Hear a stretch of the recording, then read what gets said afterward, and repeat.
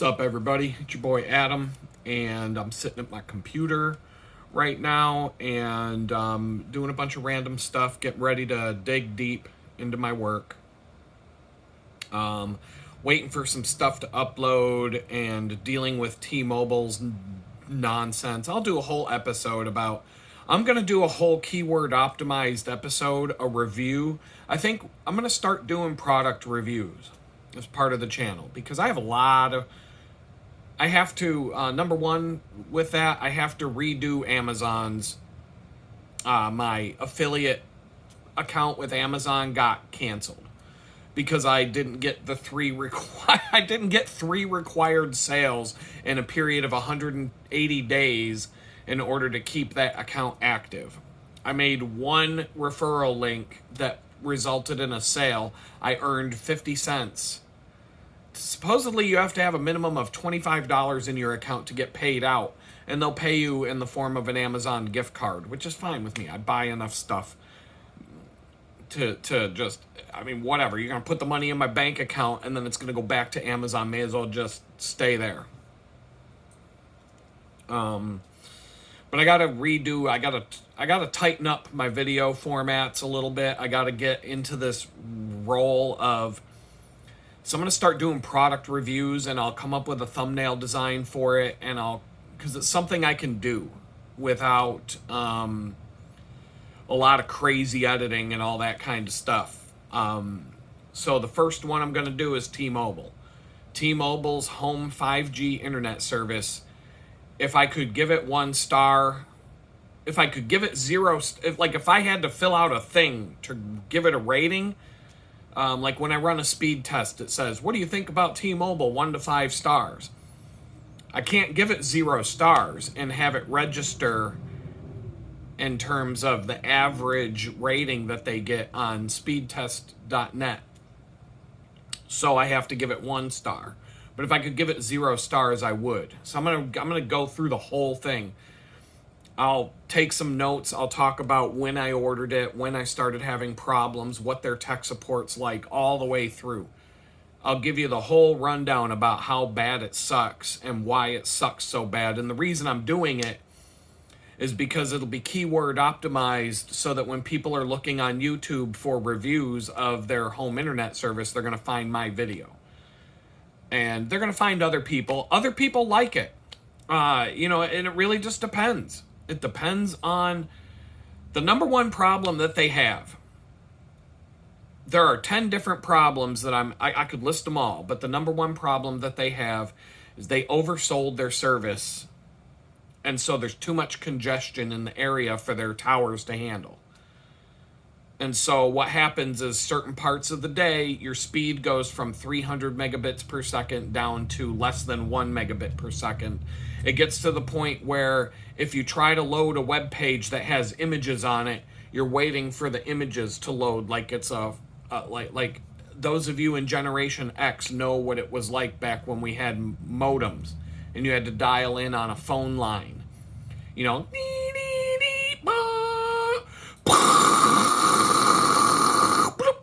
Like that crap back in the day in the 1990s and how slow everything was. That's what it's like with T-Mobile. Pretty much every single day your internet's going to go down hard.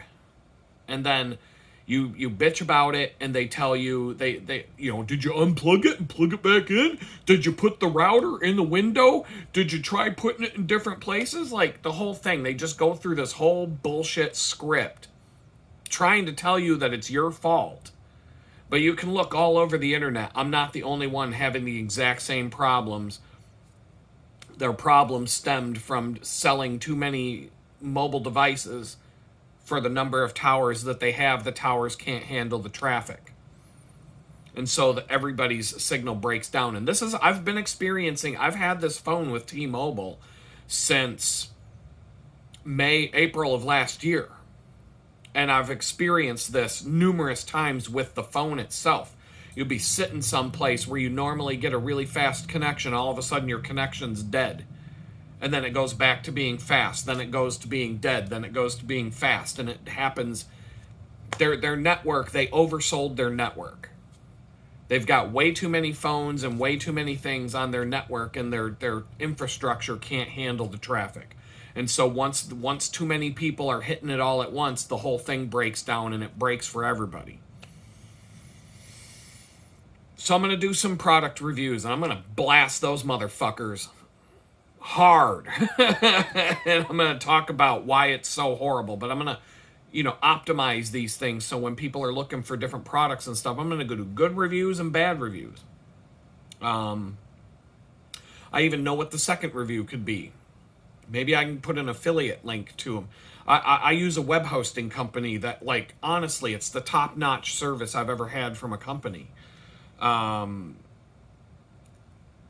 Maybe I'll get an affiliate link to them, and anybody who wants to, order web hosting through them can, give me a cut. But anyway, I'm just going to work on that. That's going to be something I think that I can do with the channel that it won't completely break. But right now my time is limited. I'm struggling trying to get out of here, trying to get out of this tiny house nightmare, this tiny house that turned into a giant nightmare, whatever I'm calling it. I have a lot more energy today. 2 days ago, I rode 60 miles to go look at a place. I just have to get into the rhythm of knowing that every time I ride my bicycle 40 miles and go to the bakery for a day, ride my bike 78 miles to look for a place to live, ride my bike 60 miles to look for a place to live, that the day I ride my bike and the following day are absolutely useless. I won't get anything done. I won't get billable hours. I won't accomplish anything for 2 days. Every time I do it. It's a fact. I've been dealing with this since February 1st. The pattern is the pattern. Every single time I burn myself out riding my bicycle a ridiculous number of miles just to accomplish surviving one day to the next day, I'm completely destroyed from it. Physically, I'm just bombed. So I have to deal with that. I have to figure out how to factor that into my life and plan around it, especially knowing that I still haven't found a place to live, and I'm gonna have to do this probably 3 more fucking times this month before I can even find a place to move to, let alone juggle the money around and everything else. It's a fucking nightmare. I literally hope that when I move out of this place that the shoddy work on the gas lines and all the fucking substandard construction, and I just hope that they did a bad enough job on these gas lines that the place just blows up, and I hope that none of the tenants are in it and it's just the landlord himself when the place blows sky high. That's not a threat. I'm literally saying I hope that the shoddy gas work that he probably never even got permits for, I hope that there's a major gas leak and it just goes boom and you see it on the news, and then I'll be like, told ya. Tried to tell you. Nobody'd fucking listen. Now there's a crater in the ground where this house used to be, and I'm living somewhere else. Fuck it. But anyway, moving on from that. So today is May 1st. I don't know when you're watching this. I'm literally delaying the release of videos now because I'm talking about the shit that's going on, and I don't want to give away my plans and what I'm doing before I execute the plan. So if I delay what I'm if I put a week or 2 buffer in between when I'm saying it and what I'm doing, and like nobody's going to know what the fuck I'm up to. Because a week or 2 might go by when you see this video. It might be I might be 2 weeks ahead of it. I'm literally just stringing the videos along as I record them and putting them to schedule. Release tomorrow, next day, next day, next day, next day, next day. So if I record 2 videos in a single day, I'm gonna put 1 video one day and 1 video the next day, and they're just gonna buffer out over. I'll get like 2 weeks of scheduled videos in a row, and I'm kind of having a hard time keeping track of everything. All of this stuff, but I have a rhythm to it right now. It doesn't take a ton of my time. When I record the videos, I'm taking a break from life, whatever. I'm sitting in the chair, I'm sitting in this chair, whatever. I'm sitting in the park, I'm talking. Just taking a break. It's no different than calling a friend on the phone and shooting the shit for a while. Except I'm putting it out there for the whole world. And then the editing process is pretty cut and dry.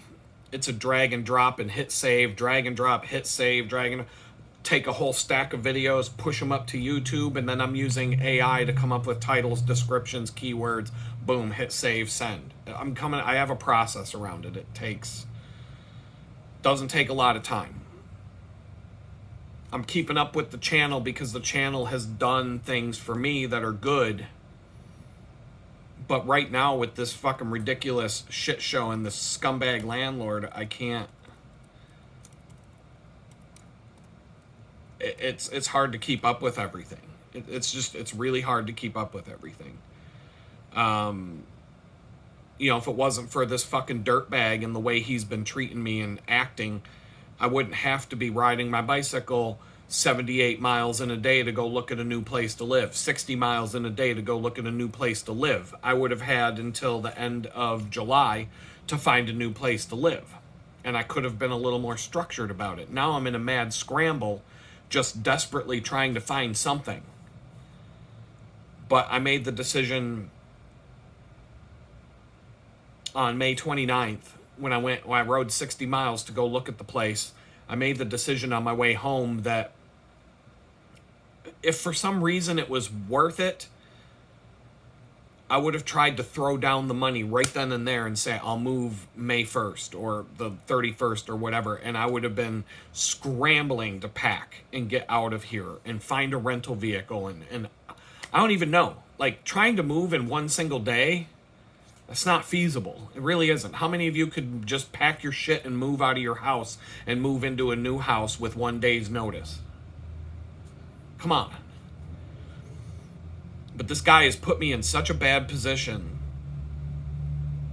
And I swear to God, I'm going to turn.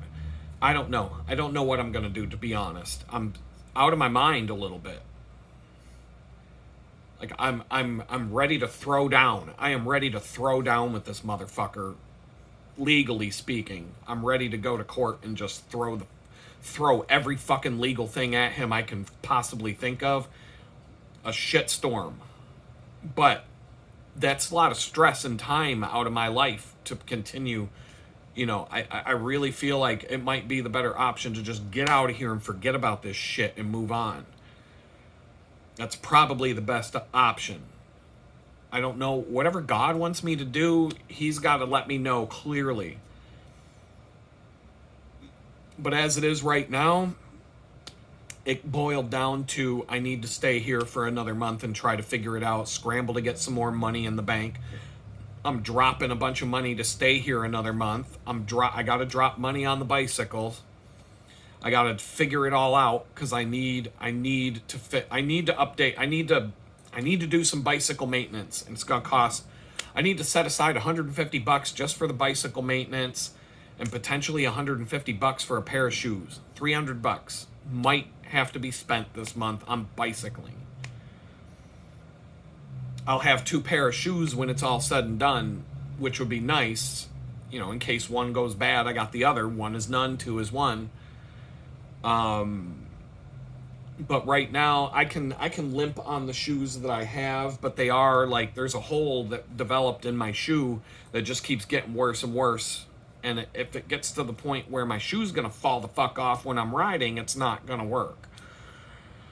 And I need to head that off before it becomes a problem, because that's going to stop me from doing what I have to do. That's a survival thing right now. I'm literally, I'm not living paycheck to paycheck. I'm surviving one day to the next to the next. I'm surviving one day at a time. That's all I can do right now. I don't know how much longer I can live like that. It's not feasible. It's not good. It's not working out for me. I can tell you that right now. This landlord situation has shed the light. I'm just going to talk about it. Fuck it. Why not? I've talked about it enough already. You know, I went through a period of time where I'm trying to make sense of what happened in Jamestown before I ended up homeless. And the fact that God, I'm telling you, this was the work of the Lord. The fact that this landlord came at me on April 3rd and threatened me the way he did, and the way this whole thing, the way that, like, if you go back to the video probably that I shot on April 2nd, I was probably one way. And on April 3rd, I've been a completely different person ever since. I've been an angry, miserable, ready to fight. Like, I'm on edge. I'm ready to throw down at the slightest provocation. Someone leaves me a shitty comment, I'm ready to just go to battle in the comment section. Somebody said something to me a day or two ago,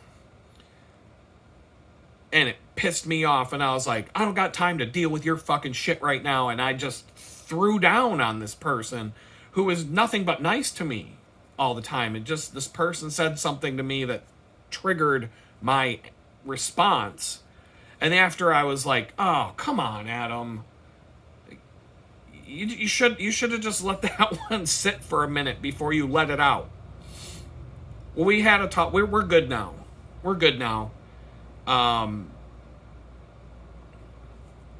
People understand that I'm going through some shit, and so that was like, I apologized. I was like, look, I didn't mean to snap like that. When we were talking the other day, I'm like, you know, just you know what I'm going through, and I'm going to admit that I'm completely on the fucking edge of my sanity right now, dealing with this fucking piece of shit in this tiny fucking dump.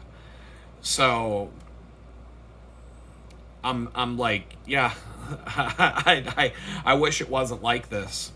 You know, I was on edge not having the hot water and having to do all the bicycling and stuff, but I was starting to feel like I had some sort of stability and stable footing, and now it's like I feel more unstable and more at risk than I did when I was homeless. Like, I feel more stress right now because of this fucking dirtbag career criminal piece of shit slumlord that I have not felt the level of stress.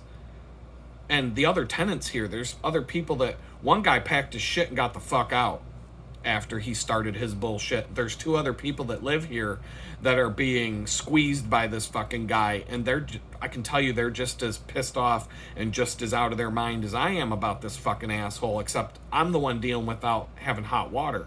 But I do have hot water now. At least I did yesterday. I haven't tested it today, so I'll take a shower later. I'm going to take 2 days in a row. I'm going to get a shower.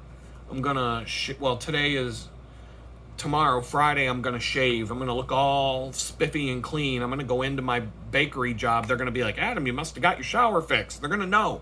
As soon as I walk in the door, they're going to be like, looks like you took a shower. You don't look disheveled. You don't look like a homeless guy who hasn't had a shower in 3 months anymore. Wow, what's going on, Adam? Did you move? They're gonna know as soon as I open the door that I got a shower. Believe me, they're gonna smell. It's gonna be a much different experience, you know. This place, they have what they call their carefully crafted smells for the customers to experience when they come and buy cookies from us. The carefully crafted smells have been challenged by me not having a fucking shower for 3 months. I'll tell you that. But nobody's been an asshole to me about it. Everybody's been like, we understand what we like. Holy shit, Adam, how are you dealing with this? And they're the people telling me I need to, like, go to town with this motherfucker and, like, drag him through the court system till his fucking skin comes off from it.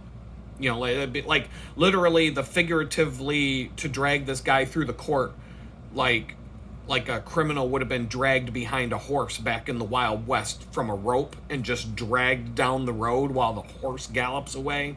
That's the equivalent that everybody's telling me you need to do to this guy. But that's stress for me. On top, you know, like, am I gonna take time out of my life and trying to get back on my feet to go? Is it worth it? I don't know, man. I don't know. So anyway, 20 minutes into the video, why don't I get into the stats? It's been 395 days since I came home from prison. Somebody left a comment on a recent video saying a year ago you were homeless and blah, blah, blah. Stop bitching and complaining. A year ago, I wasn't homeless. A year ago, it's May 1st right now. I became homeless on May 17th. So a year ago, I wasn't homeless. But in hindsight, the situation was worse than being homeless, because when I became homeless, the second day I was homeless, when I sat down to record my first YouTube video, I was like, oh. I was dumbfounded. I was just completely lost and bewildered by the whole thing. But it was also I was under less stress, because living in that fucking apartment was a nightmare. And I can just say, the only thing I can say now is that, like, I've been trying to make sense of it, because it doesn't make sense to anybody who knows the story. It doesn't make sense to anybody. But now that I'm going through this shit with this fucking dirtbag landlord, and the fact that God put this on me on the day, to the day that I set foot in that apartment after prison, April 3rd, 2024, April 3rd, 2025, 1 year to the exact day when this whole fucking thing unraveled here where I'm sitting right now. It's like a sign from above that he's trying to give me a message, and the only sense I can make out of the message is, look at what this fucking dirtbag landlord has done to your mind, and done to your attitude, and done to you. Like I said, I snapped at a friend the other day there was no excuse for it. I'm not lying. I mean, it wasn't like a horrible thing. I just snapped and said, I can't deal with this fucking shit right now. I can't talk. I said something to the effect of, I can't have this fucking conversation right now. I'm going through too much fucking shit. Just leave me the fuck alone. I snapped like that at somebody. And then I turned around, and immediately after I did it, I was like, dude, why? Why'd you just, why can't you just chill? And so I look a year ago, and that's what was happening to me. I was getting snapped at. Every time I turned around, I was getting barked at and snapped at and yelled at and shot down, and for nothing, over nothing. And if I put myself in that person's shoes, and being attacked by two landlords simultaneously, just as bad as mine is, in some ways worse, in some ways not. It's pretty bad. Like the landlord situation a year ago was just as bad, but it was coming from two different landlords simultaneously. And I'm sitting here going, I'm dealing with one piece of shit slumlord, and look at what it's doing to my fucking life, my sanity, my mindset, my productivity, my livelihood. All of it has gone down the fucking toilet, and it's been 28 days of dealing with this fucking dirtbag. 28 days of dealing with this fucking dirtbag, when he threatened me, till now has whoa, it's like a whole different person I've turned into. And like I said, the other day I snapped at somebody. I would not have snapped like that a month ago. No, I mean, I wouldn't have not liked the way I did. I was like, whoa. Even when I looked at what I texted, I was like, holy shit, dude. You need to calm down. I told that to myself right after and then I'm just like, all right, put the phone down, texting's over. We're not looking at YouTube comments anymore today. I'm watching fucking Star Wars, or I'm doing something mindless. I'm not going to live in this headspace for the rest of the night. That was yeah, I mean, I'm not gonna live in this space for the I'm not paying attention to this fucking bullshit for the rest of the day. So back to the stats. 395 days since I got out of prison. I have 702 days of probation left, as far as I'm aware. I have no idea how to get early release. I might have to hire a fucking lawyer and pay for that out of money I don't have. I don't have enough money to move. I don't have enough money to do what I need to do. I don't have enough money to fix my fucking bike. I don't have enough money to do anything but add hiring a fucking lawyer to the list of money I don't have. 69 days since I saw my probation officer, so there's probably about 30 days away from getting a visit from him. If it's every 90 days, I don't know. We'll see.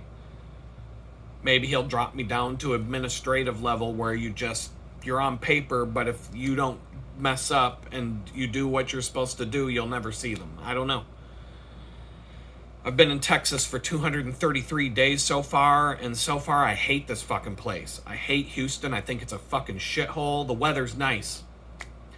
I got one nice thing I can say about Houston, and I like the weather. The weather beats living up north. Can I think of anything else I like about Houston?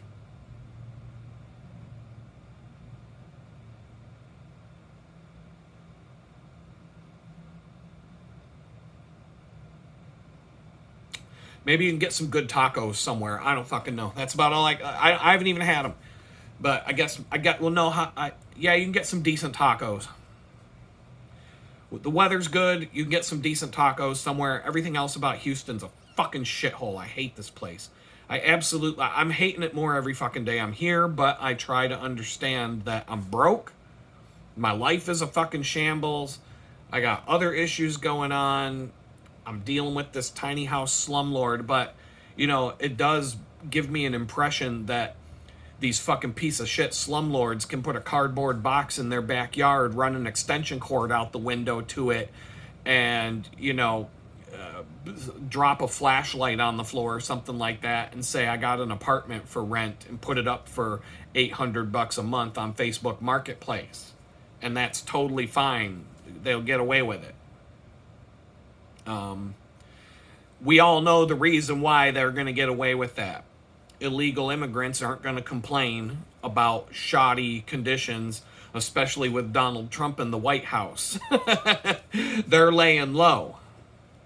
So they're not going to complain about living in a cardboard box that leaks, laying in a puddle of water next to the extension cord on the ground. You know what I'm saying? They're not going to bitch about it. I've been in this tiny house 90 days as of right now. And that's 90 days too many.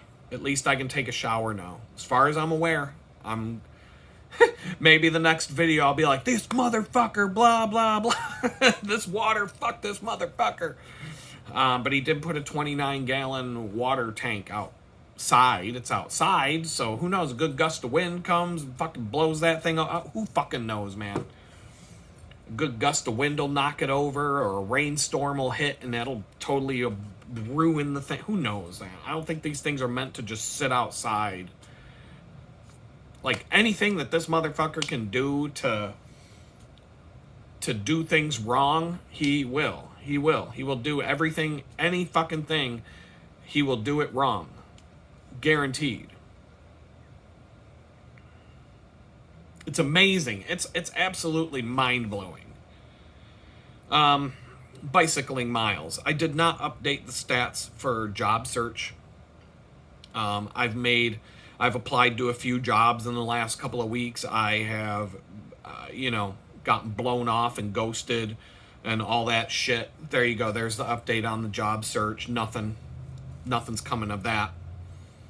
I'm pretty much convinced that that's done. I think God wants me to just build my own thing.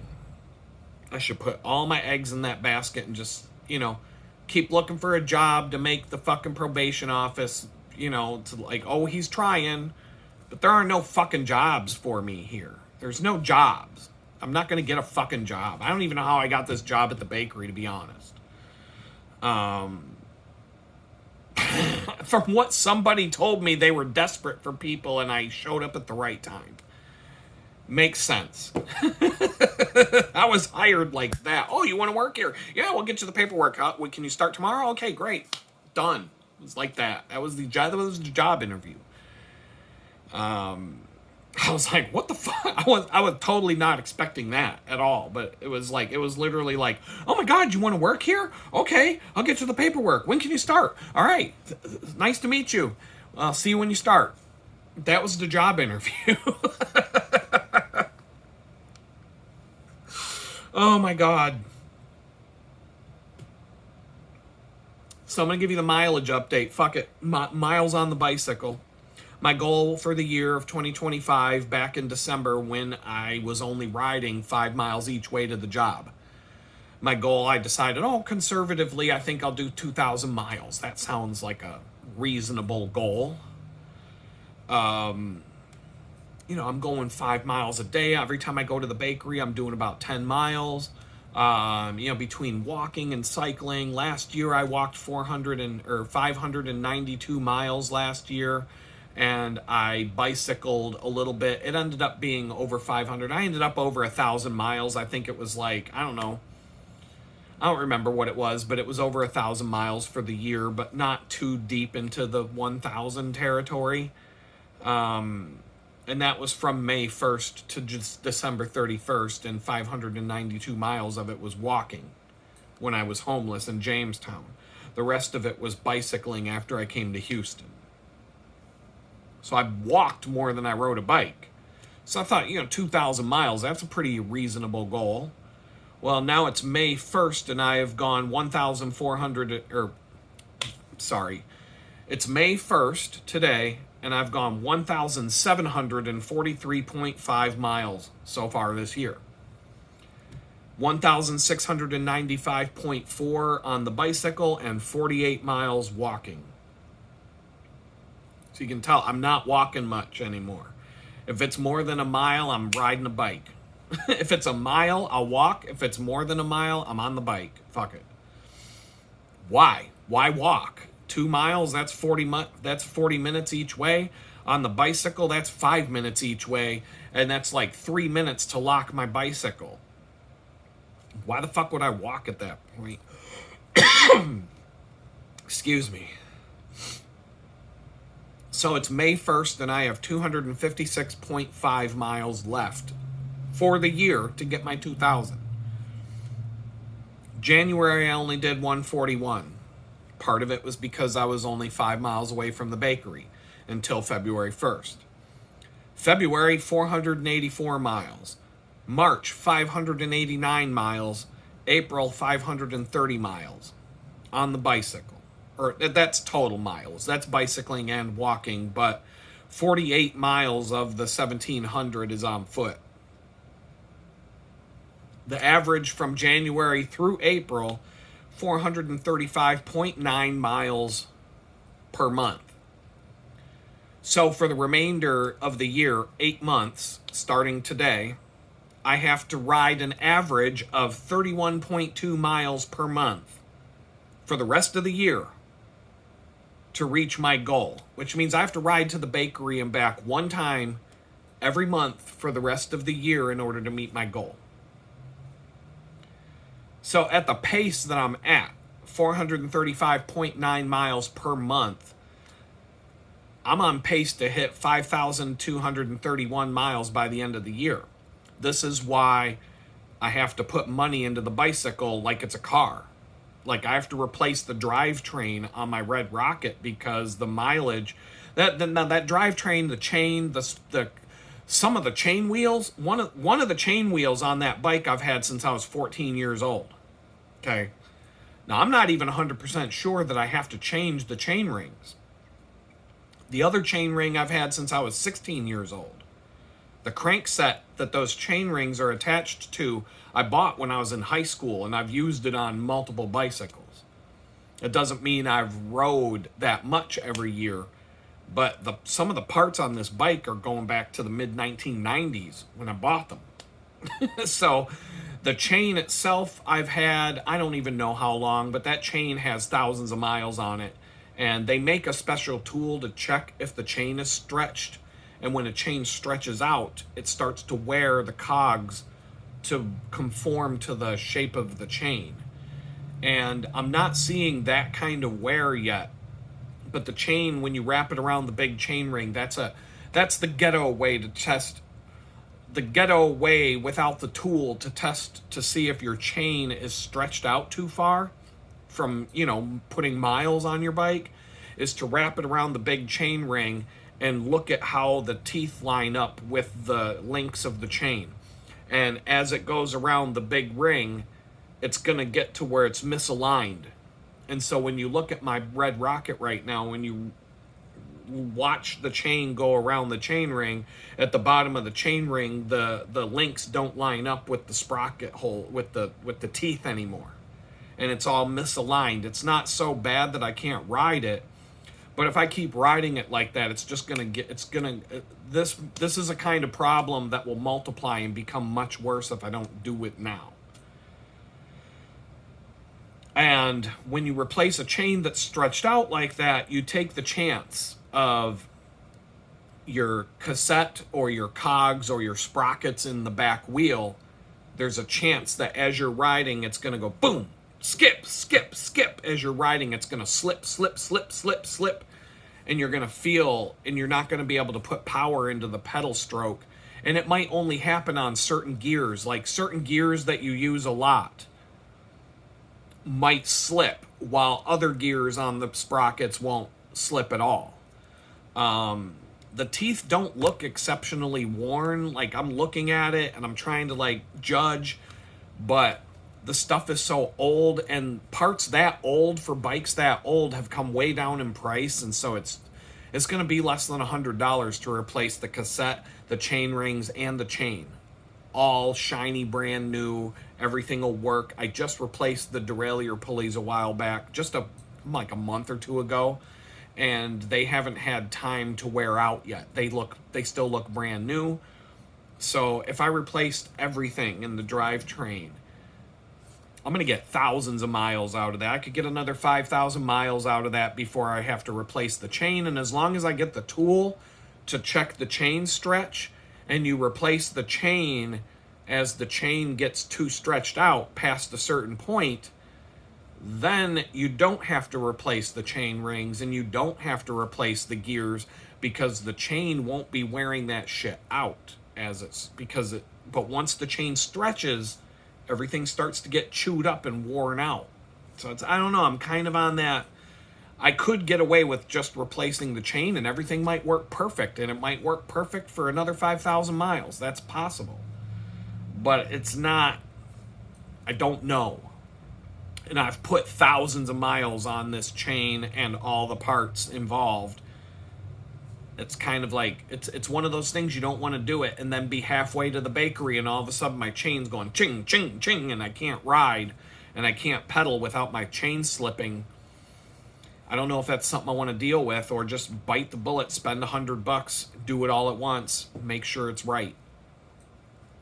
It's just like, do you fix a leaky radiator hose in your, do you fix a leaking coolant hose in your vehicle with Gorilla duct tape, or do you get a new fucking hose? You might need to use the Gorilla duct tape to get home that day and keep your coolant from leaking all over the place. But then when you get home, you're probably going to want to go and order the hose and replace the hose, right? Do you want to keep driving with a duct tape hose? That's kind of what I'm, every time I take the duct tape and coat hanger approach with the bicycle, I get burned. I get burned with a blown out sidewall on my tire. I get burned with another thing that didn't quite, that I should have replaced. And my seat post on the Silver Bullet is kind of iffy. I don't think it's going to give me a serious problem, but replacing the seat post is going to make sure I don't have any problems, and that's the only thing that bike needs. That bike is in great condition. I don't have any complaints about anything on that bike. I love that bike. It's the best. It is by far the absolute best $300 bicycle I've ever had in my life. Like, oh my God, it's so nice. For a $300 bicycle, that is the best $300 I've ever spent on a bicycle. Hands down. Like, not even no question about that. Right out of the box, I have not put a single dime into that bicycle in terms of parts. I bought a water bottle cage because the water bottle cage I don't like. And I haven't even replaced it yet because I just throw my coffee bottle in the backpack, and I don't even want to take the 5 minutes to replace the bottle cage. On bicycle maintenance day, when I do all of it at once, I'll do all of it at once, and it'll be perfect. But if I can get myself a nice seat post for, around $30, I cannot imagine that bicycle would need anything else. Maybe grip tape on the handlebars at some point would be a nice change, because whoever wrapped the handlebars did it wrong. They did it from the wrong direction. That's a picky thing, but you're supposed to go from the top of the handlebar down to the end of the handlebar.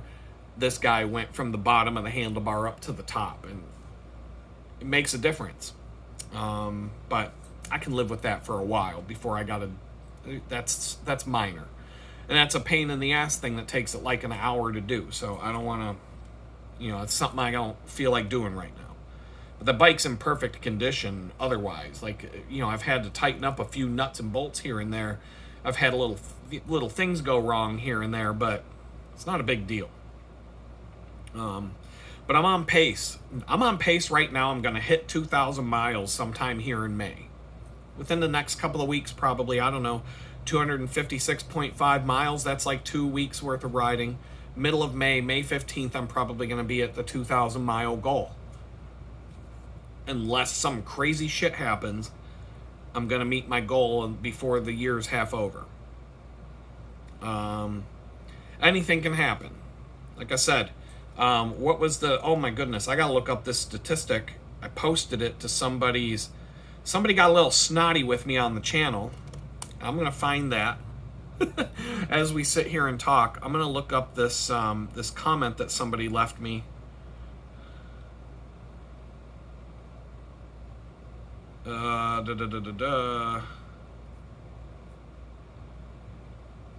Okay, here we go. This guy. Bakery is because autoplay. Hold on. Here we go. Come on, T-Mobile. Fucking, oh my God. There we go.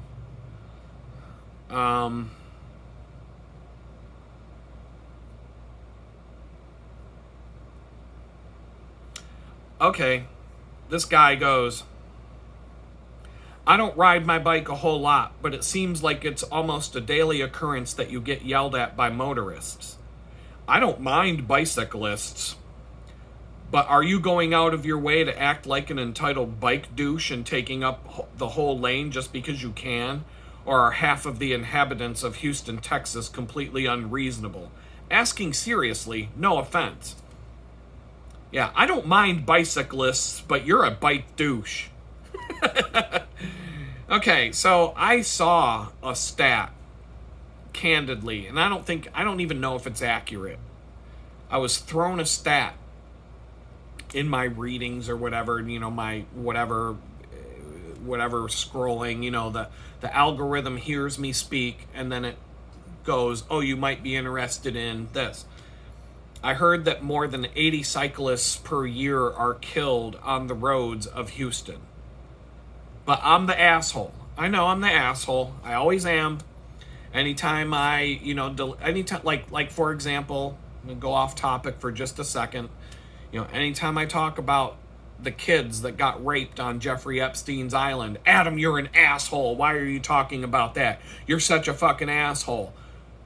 What about the celebrities and the rich assholes that raped the kids? Are they assholes, or is it me? I'm the asshole for bringing it up, but the people that raped the kids, they're not the asshole? If your kid got raped on Jeffrey Epstein's island, would you want to see the people that raped your kid go to prison? Or are you just going to be cool with that and say, you know what, Adam, stop talking about it because you're an asshole?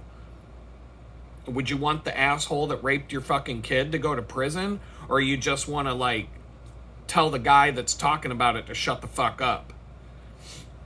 So, yeah, I don't mind bicyclists, but are you acting like an entitled bike douche? Well, if, obviously you don't mind bicyclists, but they're all a bunch of douchebags, huh? Yeah. Anyway, so on the TextDot website, Texas Department of Transportation website, in 2023, 914 bicyclists and pedestrians combined were killed by drivers in Texas.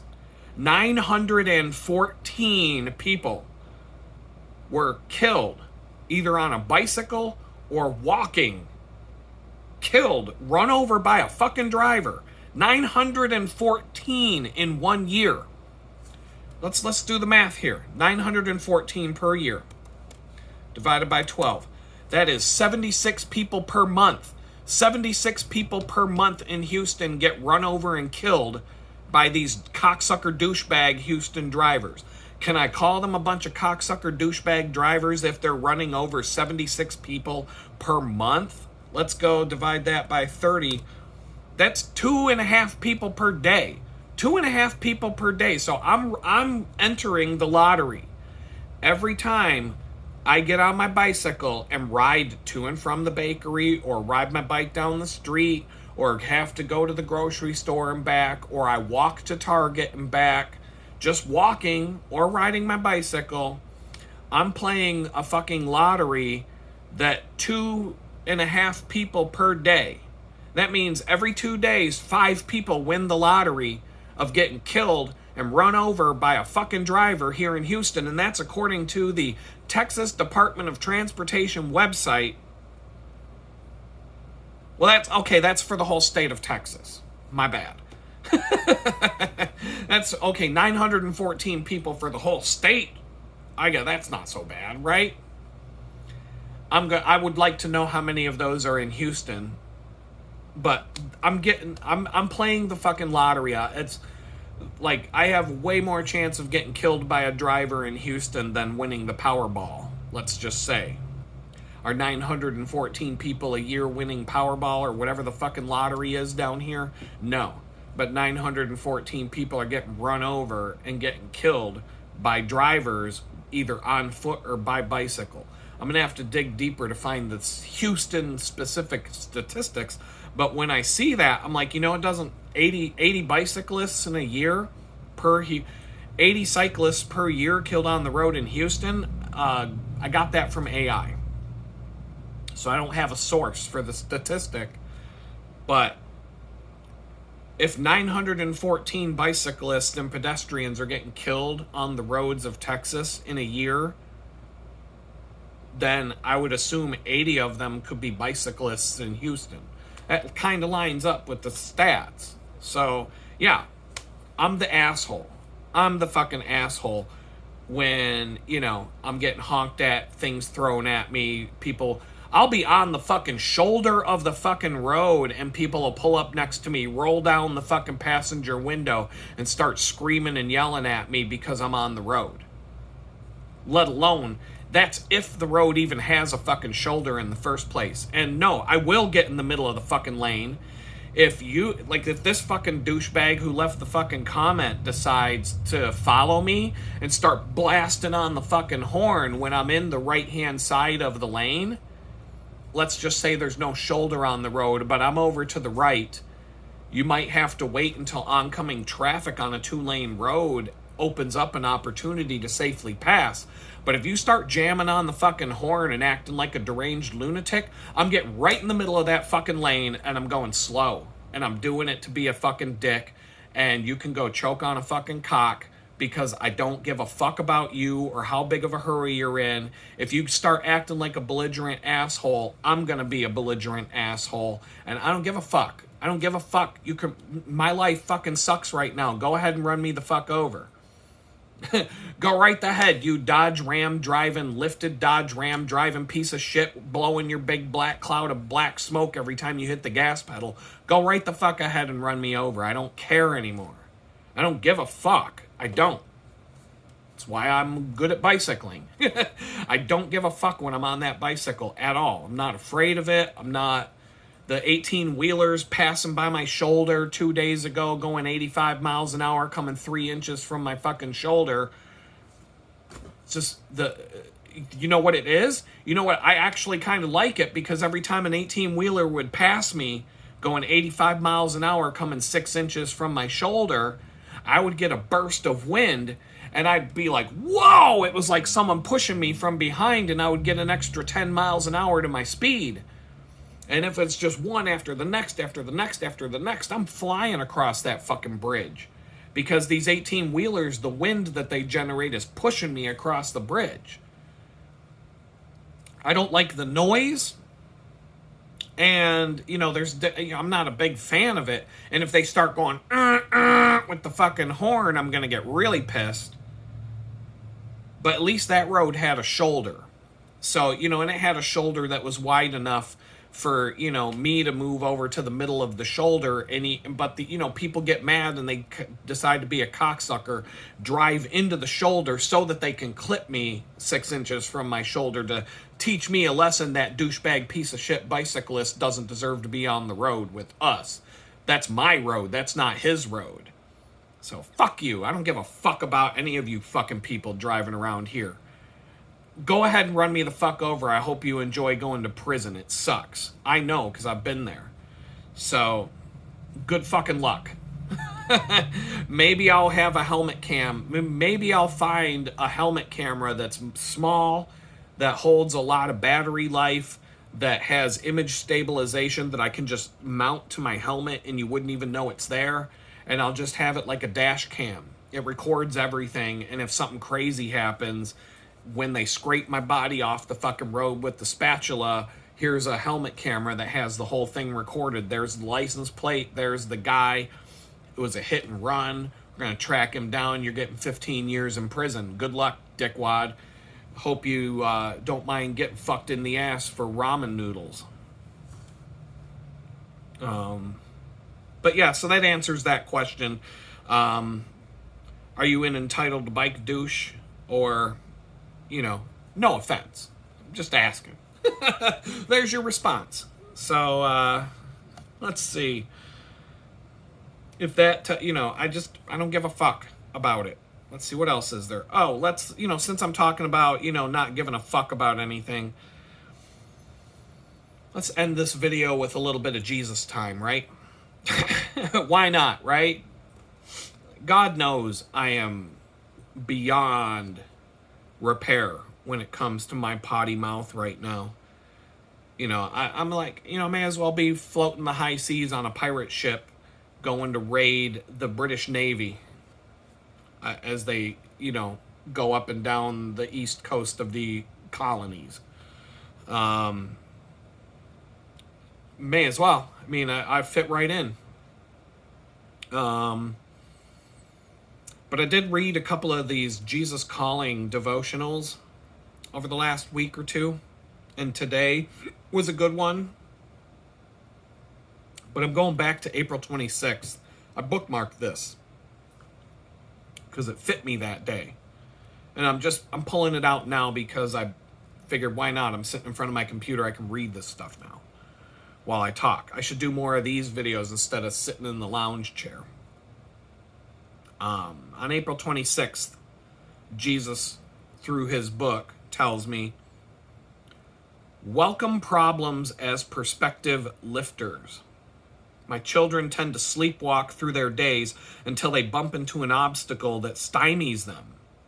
If you encounter a problem with no immediate solution, your response to that situation will take you either up or down.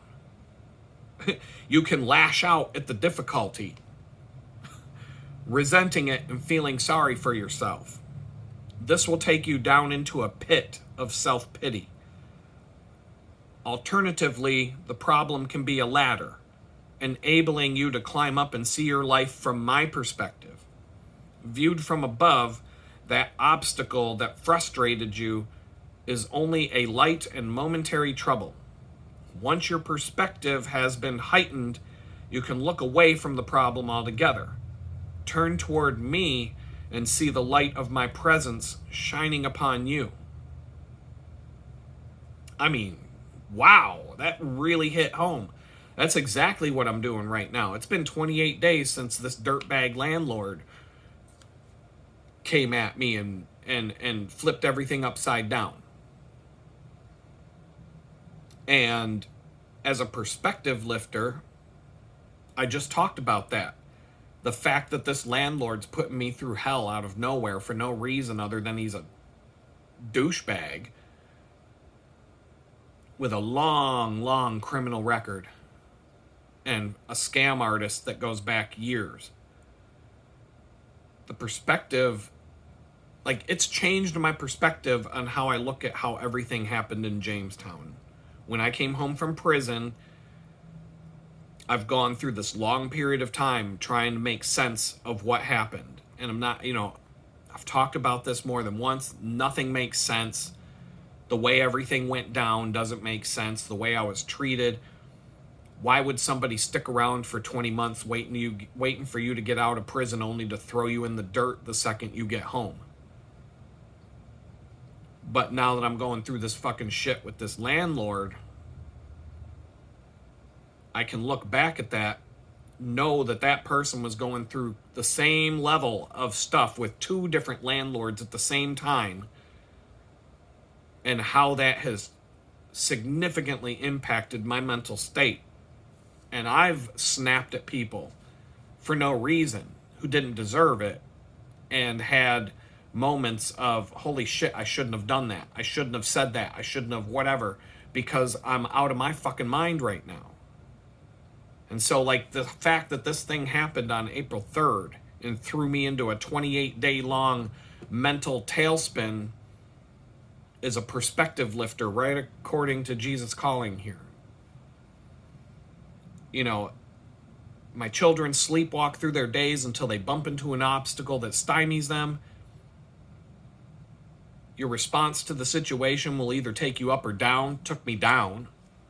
You lash out at the difficulty. If you watch the videos for the last 28 days, that's all I've done.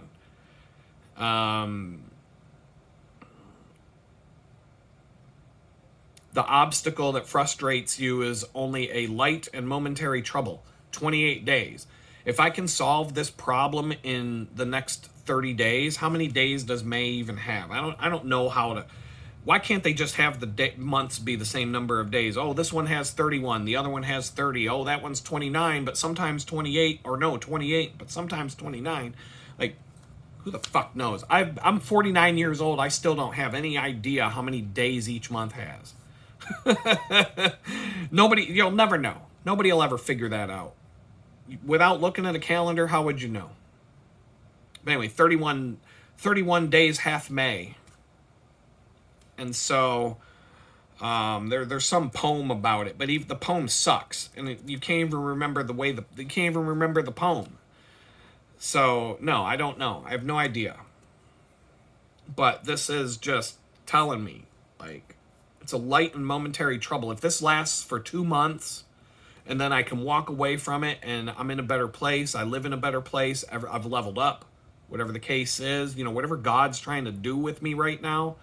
If a month from now I'm like, holy shit, look at this great place I'm living in. Hey guys, and I'm taking you on a tour, and I'm like, look at how great everything is, and blah, blah, blah. Am I going to really give a crap about 2 months of my life being hell? I was homeless for 115 days, almost 4 months. I was homeless longer than I'm going through this. And being homeless was a bigger problem than what I'm dealing with right now. And I got through it. And life is better now. Sometimes it feels like it's not, but it is. So, I can have that perspective from all of this bullshit. And I'm, I got to sit down, and I got to get to work, and I got to do some things today, and it's piling up, and it's a stress ball. But I have the energy today. I also, like I said, I have to understand that every time I have to go on a bike, like, if I have to plan on going to view an apartment and it's going to be a 60-mile bike ride, I need to cross off the day of the bike ride and cross off the next day. I'm not getting anything done those 2 days, for sure. No doubt about it. It's not happening. There's nothing I can do about it. I need to accept it and figure out how to work around that and deal with the fatigue and everything else that's going on outside of that. But every time I go on a 40-mile bike, If it's a 40-mile bike ride with an 8-hour bakery shift, or it's a 60-mile bicycle ride to go look at a place and come home, or a 78-mile bicycle ride where I go out halfway and come back, but the total number of miles is 78, total miles 60. Am I going on a 120-mile ride up, soon because I have to go do something? Like, at some point, the bicycle ride might get so long that I've got to pack camping gear and spend the night at a fucking campground just to be able to do it. You know what I mean? And then what? Then I get home the next day. I go out, come back, camp at a campground for a night, then get home the next day. Then the next day I'm dead to the world. You know what I mean? Like, all because I had to go down. Like, what if I have to go to Galveston for some reason? That's a fucking haul. I could probably find a place. I don't know if is there any place to camp down there where I'm close to, like, can I camp on the beach somewhere? That would be worth it. I would enjoy that, even though I'd be worn out and tired. Get a campfire and some food and whatnot and just chill in front of a fire for a night and then get back on the bike and do it again tomorrow. I could do that. Wouldn't even have to pack that much more than I normally take, just some clothes. Some extra clothes and a few extra doodads. I already have. I'm looking at my rack right there. All I'd have to do is put 4 Allen bolts on my bike. Put everything in the rack. No backpack. I wouldn't have to wear a backpack. I could fit everything in the bags on the back of the bike. Easy. I could do it. If it's going to be 120 miles or more, I don't really think I want to do that in a single day. But if something comes up and I got to go that far, 60, 70 miles each way, for whatever reason, I can't imagine what it will be, but who knows? That might pop up. Probation might be like, oh, you got to come down to this place and do this and that. We don't care that you don't have a car. Fuck, here we go. I don't know, man. I don't know. The other Jesus calling, May 1st, that's today, says, you are on the path of my choosing. There is no randomness about your life. Here and now comprise the coordinates of your daily life. Most people let their moments slip through their fingers half-lived. They avoid the present by worrying about the future or longing for a better time and place. They forget that they are creatures who are subjects to the limitations of time and space. They forget their creator who walks with them only in the present. Every moment is alive with my glorious presence. To those whose hearts are intimately connected with mine, and as you give yourself more and more to a life of constant communion with me, you will find that you simply have no time to worry. Thus, you are free to let my spirit direct your steps, enabling you to walk along the path of peace. So I keep saying, I'm on some journey that he's dictating. I keep saying to people, I don't have a fucking choice. I don't have a choice about this. I don't have a choice about that. I'm just surviving how many times in this video did I say I'm surviving from one day to the next to the next? I'm not living paycheck to paycheck. I'm not living month to month. I'm not living rent payment to rent payment. I'm living Monday to Tuesday, then Tuesday to Wednesday, then Wednesday to Thursday, then Thursday to Friday. One day at a time. I don't know how I'm getting from one day to the next. That's where I'm at.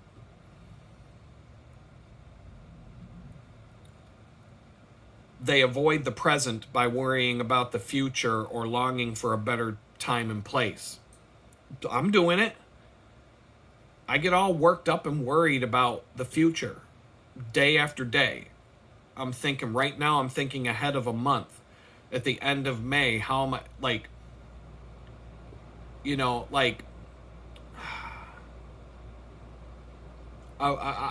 it's all going to work out, right? But all the month of April, I was focused on May 1st. Now, I'm going to go drop this rent payment off in the guy's box when I go do my laundry today, right after I'm done shooting this video. And he might come at me telling me I owe him more money, at which point we're in a fight because I don't owe him more money. I'm on a lease. That's how much it is. Tough titties. But look at me. I'm worried about it. I'm already. I constantly, every move I make, it's like I'm on a chessboard and I'm trying to think 10 moves ahead. What's this? What, you know? I'm the white knight. What's this motherfucker? What's this motherfucker gonna do? I want to say, what's the black guy gonna do? But then YouTube's gonna be like, oh, the algorithm, boom, you said something racist. We're talking about chess. But, okay, let's say I'm the black guy and I'm like, what's this white motherfucker gonna do next? What's this white motherfucker gonna do next? 6 moves down the 6 moves down the board. What's this white motherfucker gonna do? You can say, what's this white motherfucker gonna do all day long. YouTube won't flag you for that. But if I'm playing white on the board, then I can't talk shit about the other player. I can only do it if I'm the black knight, the black king, the black queen, whatever. But I can talk about that white motherfucker all day long if I'm the black queen and the black rook. But you're constantly thinking 10 moves ahead. What's going to happen? If I move here, if I move this pawn, does that motherfucker get to come in and take my bishop? You know what I'm saying? Or, you know what I'm saying? Like, did I get caught with my pants down beating my own bishop?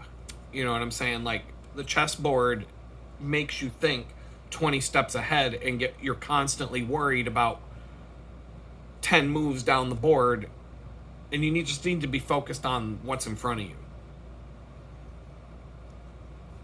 And the creator only walks with you during the present. God knows. It's like when I edit a video, I know the beginning of the video, I know the end of the video, the timeline. I can move the timeline wherever I want and watch any part of the video that I'm working on. God, he can do that with your life. He can rewind, fast forward, go back to here, go back to when you're 4 years old, remember that. Okay, now when you're 59 years old, this. He can drag the timeline back and forth in Adobe Premiere and look at your whole life. And he can look at the future. He can look at the past. He can edit. He can make edits. He can do whatever. You are on the timeline beginning to end, and you don't get to move it. You're just, it's like somebody hit play on the video and you're just in it till it's over. You don't get to rewind it, you don't get to fast forward, you don't get to see what's in the future, you don't get to edit. Like, I would like to take out the scene where the FBI drove a tank into my fucking house and replace it with Adam made a lot of money and had a good career and a good relationship and had time to spend with his kids. I would like to just take the razor tool in Premiere, cut that part out. And the whole prison and the homeless and all that shit, I'd like to just replace that with a better scene. But he can't. You can't. I'm not the editor. So I don't get to do that. I'm just the guy in the video. When you hit play, it goes beginning to end. You don't even get to hit pause. It's just there. It's playing through until it fucking ends. It's like a movie at the movie theater. They don't hit pause when that movie starts at 1 o'clock and all the previews are done. That movie starts and that movie doesn't stop till it gets to the end credits. That's where you're at. You're waiting for the end credits. So, the only way God walks with you is in the present, right now, and then now, and then now. Not 5 seconds ago, but now. So, that's what, maybe God is just forcing me to survive one day to the next. Even though I'm getting irritated and I'm pissed that I don't have any stability and I can't get a foothold and I keep saying the analogy over and over again. He's holding me over the edge of the Grand Canyon by the back of my shirt and just making me look down at the river below. 4,000 foot drop. If he lets go of my shirt, I fall and that's it. It's game over. I'm going to live another 20 seconds because that's about how long it's going to take to fall down to the fucking bottom. I might bounce off a couple of rocks on my way down, but there's nothing I can do to stop it. And oh my God, can you just pull me back from the edge of the fucking cliff for a minute and let me enjoy the view? Like, You can leave me on the edge of the cliff at this point, looking down, looking at all the bad things that could go wrong. But can I just stand on my own 2 feet for a minute? God's like, no. No, I'm holding you over the fucking cliff by the back of your shirt so that you're forced to rely on me. Because look what happened when you tried to go your own way. You ended up in prison, you dumb motherfucker. FBI showed up at your house and drove a tank through the front door. So how about you let me drive the fucking car for a minute? But it's been a minute. It's been over a year.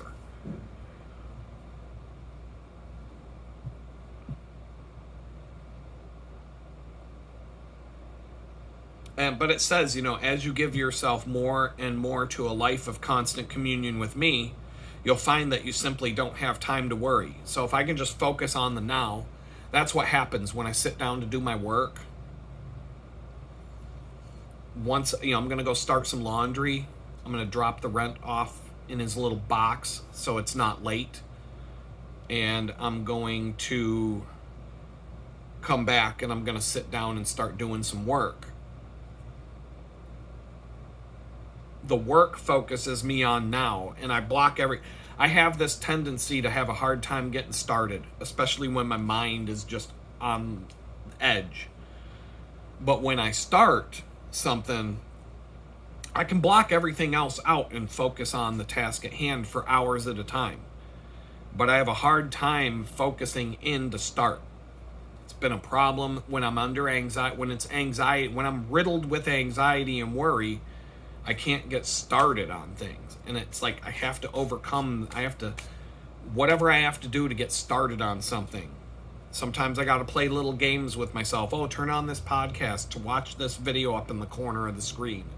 Do something to keep your mind off the fact that you're getting started. And then 5 minutes into the thing, I'm like, all right, I can't watch this video. I got to concentrate. And I'm in it. But getting started can be really, really difficult.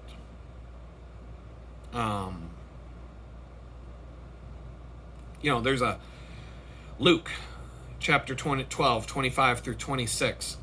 Which of you, by being anxious, can add a single hour to the span of your life?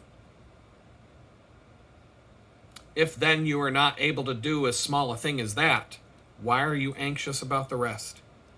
Being worried, you can't add a second to your life by being worried about what's going to happen. Shit's going to happen.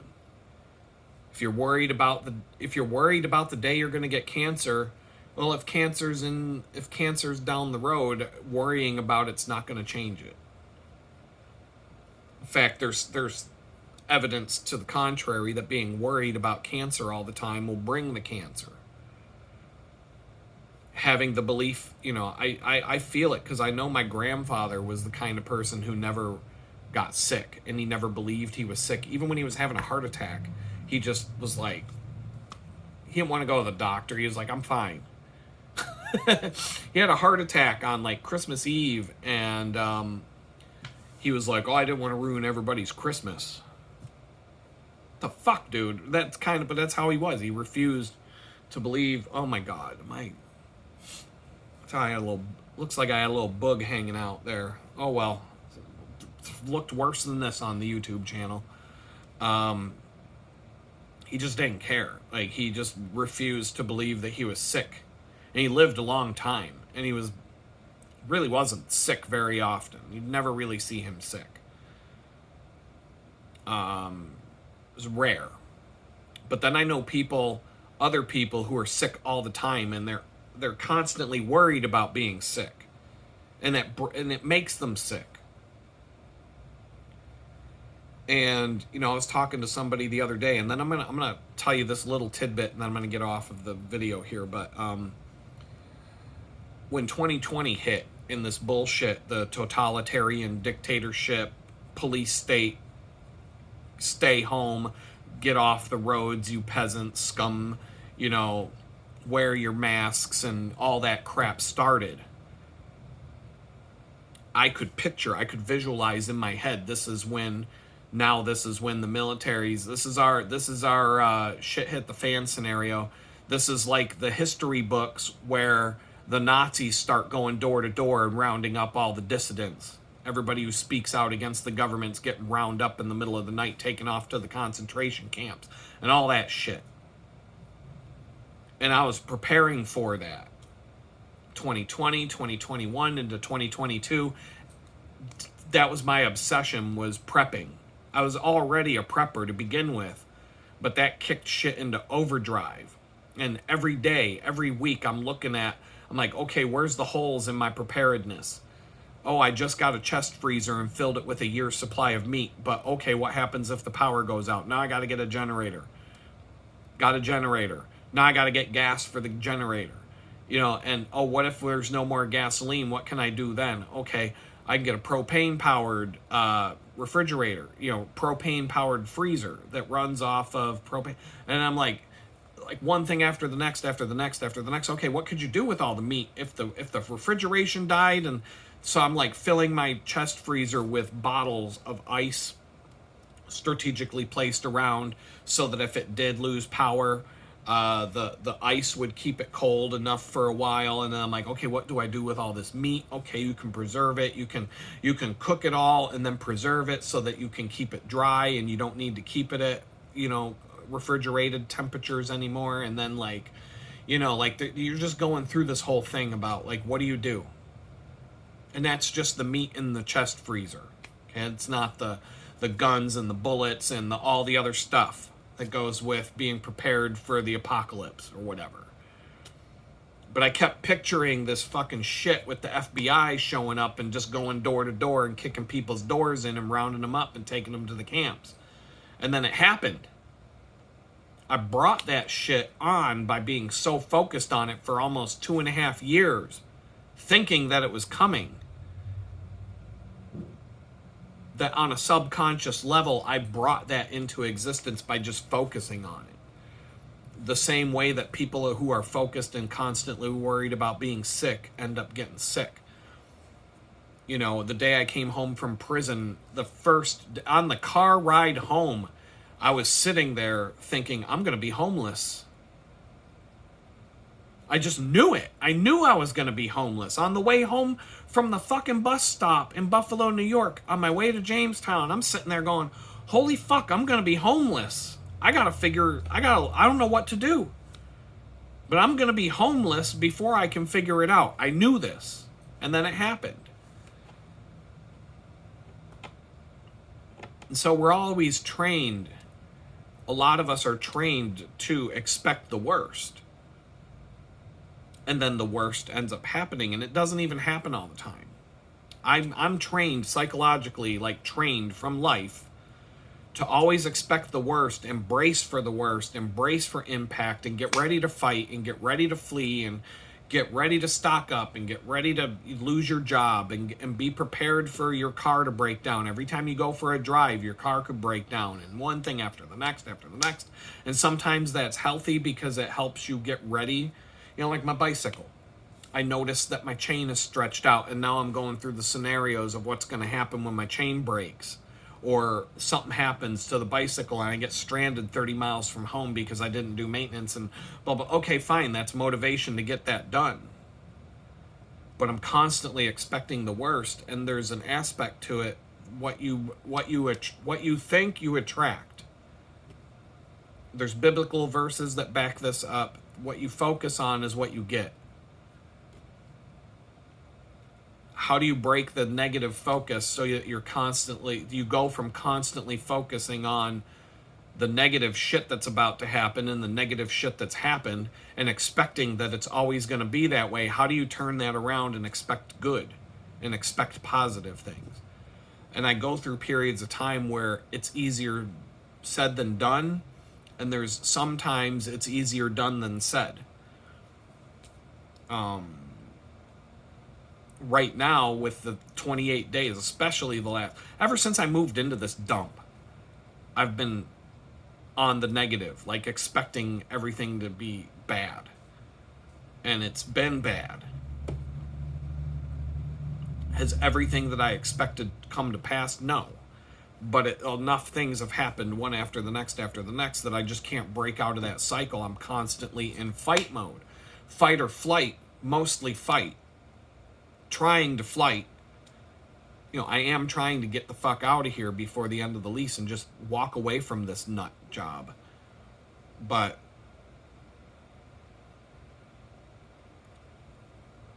what do I do?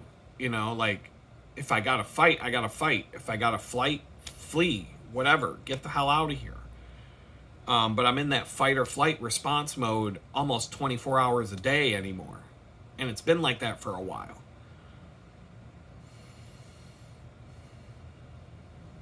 And it takes a lot of prayer and a lot of reflection and a lot of deep breaths and, you know, just I constantly have to get myself to a point where I can let go of it and just trust God and just trust that things are going to work out and stop dwelling over shit I have no control over.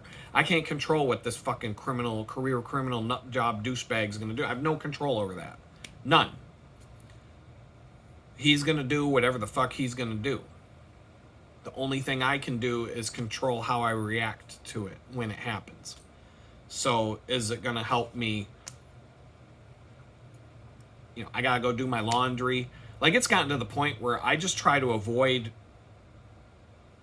I come home from that bay. I come home, I shut this fucking door, and I don't open it for any reason at all. I don't want to. The only time I open that door is if I have to go somewhere. If I need to chill out and enjoy being outside, I'll get on my bicycle and I'll go find a place to chill and be outside. I'm not doing it here. I don't want to. I'm not even going to go work out. I was working on the back patio when I had to work on my bicycles just to be outside and enjoy being outside for a bit. I don't even want to do that now. I don't want to talk to these. I don't want anything to do with it.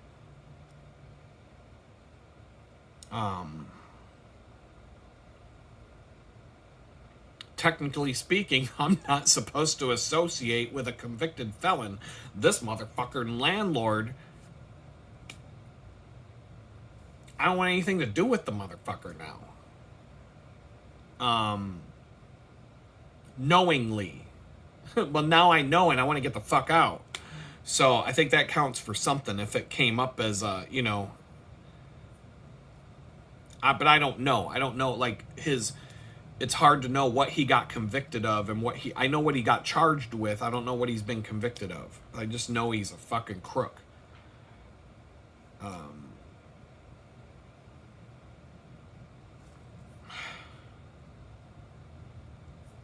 So that's where I'm at. I don't know what to do from here. I gotta let God figure it out, because trying to figure it out on my own isn't working out. But I think the number one thing I got to try to do is just take a breath and just whatever at this point. Being homeless in Houston would be better than being homeless in Jamestown, I guess. I don't know. I'm going to let you go. Peace out.